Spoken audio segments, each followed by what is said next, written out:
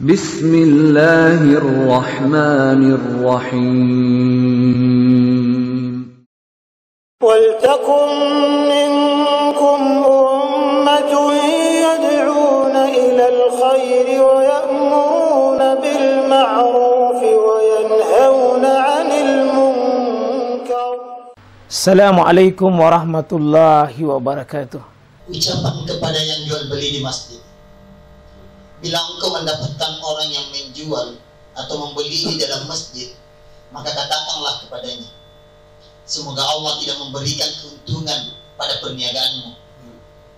Dan bila engkau menyaksikan orang yang mengumumkan kehilangan barang di dalam masjid, maka katakanlah kepadanya, semoga Allah tidak mengembalikan barangmu yang hilang. Hadis Tirmizi disahihkan oleh Al-Albani. Dipacidak kok. Jadi Nabi tuntun iza ra'aitum, apabila kalian melihat itu, man yabi, yang menjual, ya, au yabta, yang membeli, fil masjid, di dalam masjid, ya, dalam masjid. Nanti bagaimana kalau di teras? Nah, ini lain lagi. Nah, kalau teras itu apa batasannya? Ini butuh jawaban fikih namanya. Ini butuh rincian ini. Kalau ada yang kau lihat seperti itu, baik membeli atau menjual, kau ucapkan nih, disuruh ini, la arja'allahu tijaratak. Semoga kau tidak punya keuntungan, artinya semoga kau bangkrut, semoga kau rugi dalam jual belimu. Karena rumah Allah itu bukan dipakai untuk jual beli. Kalau mau jual beli di pasar. Wa iza ra'aitum, dan kalau engkau melihat orang itu di masjid itu, mayunshidu fi dalalah, yang mengumumkan barang yang hilang, faqulu, ucapkan oleh kalian itu, la raddalah, ya, la raddalahu, semoga dia tidak kembali atasmu barang itu, semoga hilang selama-lamanya. Itu artinya masjid bukan dipakai untuk mengumumkan barang-barang hilang. Ya, bukan. Masjid itu rumah Allah. Nabi dalam hadis yang lain mengatakan, la tubna zalik, tidak dibina, tidak dibangun, tidak difungsikan masjid yang demikian. Bukan. Ini rumah ini nanti adalah rumah yang Allah Subhanahu wa ta'ala izinkan kita melakukan ibadah dan ketaatan di dalamnya. Nah, Kiat menghilangkan kantuk dalam masjid. gimana itu kalau mengantuk di majelis? Nabi memberikan cara kalau ada orang mengantuk pada hari Jumat, ini lakukan ini. Apa dilakukan? Ya? Iya. Kalau mengantuk di sini? Iya.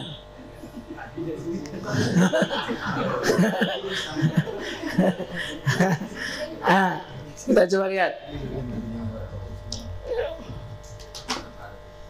Dari Ibnu Umar, dia berkata, saya mendengar Rasulullah SAW bersabda, apabila salah seorang mengantuk di dalam masjid ketika khutbah Jumat, hendaknya ia pindah tempat duduk ke tempat duduk yang lain.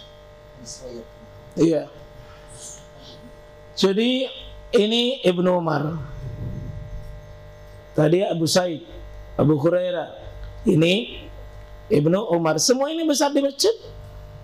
Semua dibina di masjid. Semua dikader di masjid. Karena dari sinilah dia mendengarkan Nabi SAW itu.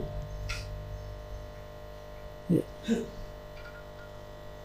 Ini semua ahli ibadah dan semua ini adalah umur-umur yang sangat junior dibanding para sahabat yang lain. Tapi kenapa mereka banyak mengambil ilmu? Karena mereka menyertai Nabi SAW dengan ilmu. Tidak ada yang tua di antara mereka ini. Ibnu Umar masih belasan tahun sudah hafal 2000 hadis lebih. Abu Hurairah 5000 lebih. Padahal cuma 4 tahun menyertai Nabi. Karena serius dia. Abu Sa'id, dia termasuk lebih 1000 hadis. Dia masuk pada peringkat, masuk 10 besar Abu Sa'id Al-Khudri. Karena masih muda semua. Ya, yaqul iza nasa ahadukum, apabila kalian mengantuk itu, wa huwa fil masjid, apabila dia mengantuk pada dalam masjid. Nah, ini kemungkinan yang terjadi ini, yang banyak dulu adalah pada saat khutbah. Nah, makanya ketika khutbah ini bukan terjemahan. Bukan terjemahan karena tidak ada di sini. Ya. Kemungkinan itu terjadi pada hari Jumat ngantuk. Tapi kan fungsi supaya itu disuruh berdiri, suruh pindah, ya supaya bergerak. Supaya bergerak. Karena tidak ada orang mengantuk kalau bergerak itu. Iya. Coba, kalau mau kita tidur, bergerak saja. Pasti tidak tidur. Ya. Kira-kira ada orang tidur itu kalau bergerak? Ya. Ya. Fal yatahawal. Sedangkan dia bergeser.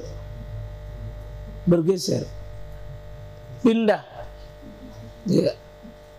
Min majlisihi, dari tempat duduknya itu. Zalika ila gairi, ke tempat duduk yang lain.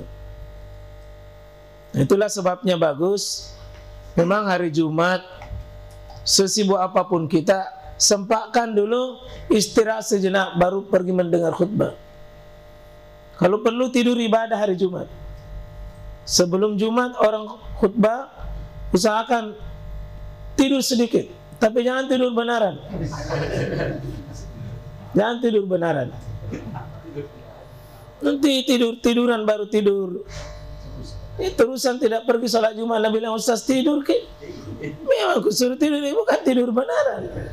Ya, ada namanya tidur sunnah menjelang duhur itu, supaya segar. Apa yang diceramakan ustaz itu segar.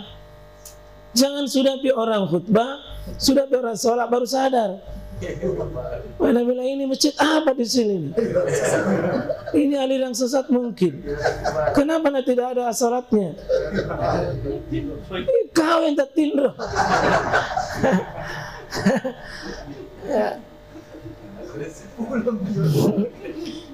Ini lain-lain di sini. Bukan kau yang lain, kau yang tertidur. Ya. Jadi bergeser. Baik bergesernya 1, bergesernya 2, 3 ke kanan itu faliyatahawal itu ya tidak ada aturan mau kemana itu ya. Ya, tapi sebelum ini terjadi ya usahakan jangan ngantuk, karena itu tidur sedikit kalau perlu. Itulah sebabnya hari Jumat sebenarnya hari libur